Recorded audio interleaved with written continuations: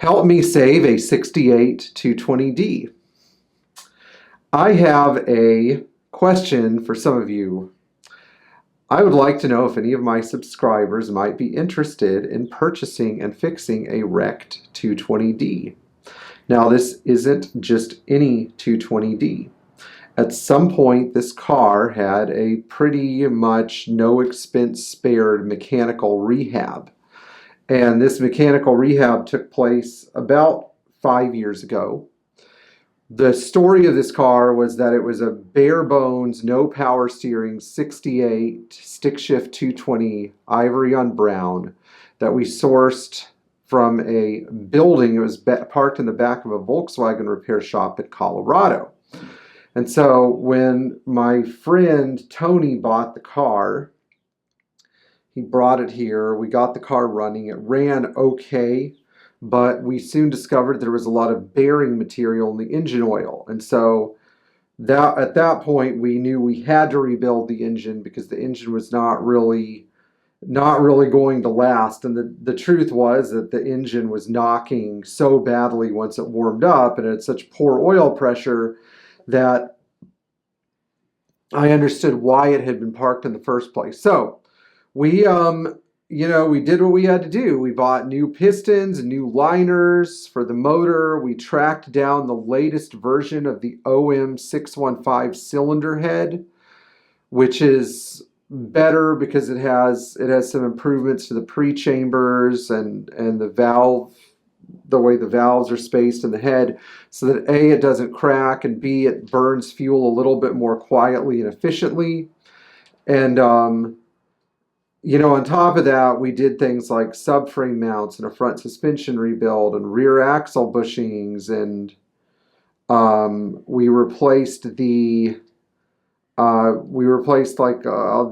worm gears in the steering box, which are very hard to find. So we did a lot of work to this car. This is a nice rust-free car, but here's the bad part. My friend who owned this car was driving it out in Crystal River where he lives, and he got sideswiped in the front right fender by a Nissan Altima. And what happened was the fender and the area in the front of the car got damaged. And so hopefully there'll be pictures in this video. I'm going to try to get pictures to Thomas so he can post them. But we would like to find somebody who's willing to buy this car, because my customer owns it, is almost 84 years old.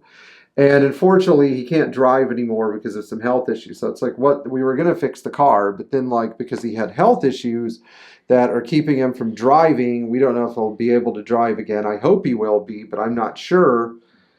If he's able to drive again, then great. But for now, it looks like that's not going to happen. So I need to find somebody who's interested in purchasing this car very inexpensively. There's probably about $15,000 to $20,000 worth of work that needs to be done in the car. But these cars are so rare.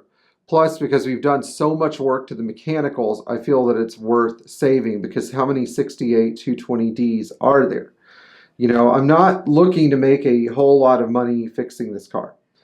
I'm probably not going to make any money fixing it. I probably was never going to make any money fixing it. My friend Austin, who runs the metal shop, probably would do okay fixing it, because in order for us to fix it, we're going to have to pull the rear subframe, the engine, the transmission, the front subframe, so the car's sort of a demobilized shell.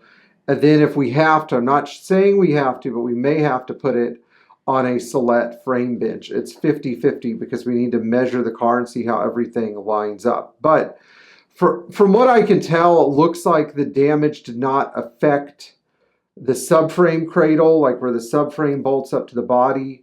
But you really can't tell just by a visual inspection, so it's best to assume the worst. So anyway, if any of you are interested in this car, please contact us at 407-765-2867 or email us at info@pierre-hedary-and-co.com.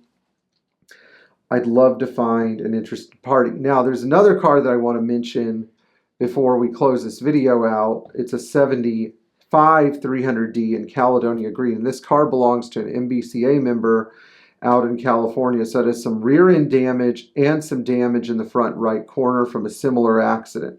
Now, this car is so far away from us, I can't inspect it, but I feel that this car would also be a great candidate for repair as well, especially because I don't think that it has significant structural damage either. How many Caledonia green 115s are out there? And I don't know the interior color. I think it's either parchment, bamboo, or green. But this is a late production 115 and it's well equipped. And so any chance I have to save a 115, I will take, and I will try my best to find a buyer for it, because these two cars are not rusty. They were both owned by MBCA members. In fact, the 220D was an MBCA car in the 1980s, and it was owned by somebody in the Minneapolis-St. Paul area and was never driven really in bad weather, because we couldn't find any evidence of rust or rust repair in the car. It was really solid. I mean, all these cars have some little bits of rust here and there, but I'm talking about the floors are solid, the unibody's solid, the trunk floor is solid, the area around, the rockers and the floor pans in front is solid, the area under the battery is in decent condition. This is sort of unusual for any 115. So anyway, if you guys are interested in either one of these cars and possibly buying them and fixing them yourself or bringing them to us to fix them, we'd love to get some more 115s back on the road. Okay, guys, well, if you have a wrecked Mercedes, that's terrible. But if you do, then don't just think about handing it off to the insurance company. I have a great article about this, by the way, in the Star, in the upcoming issue of the Star, so hopefully you guys can read it. Take good care of the car you have, because accident damage is totally avoidable. See you in the future.